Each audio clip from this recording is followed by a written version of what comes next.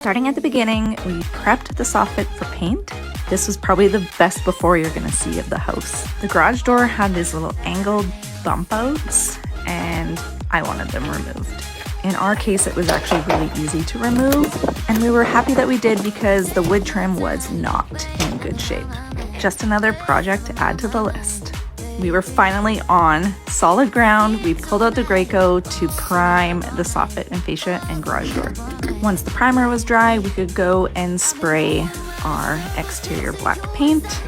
The sprayer and being on the ground made things go so much faster. Once that was finished, it was time to remove the siding. I did this all by myself on a day off from work. I had a goal of having it all removed before my husband got home.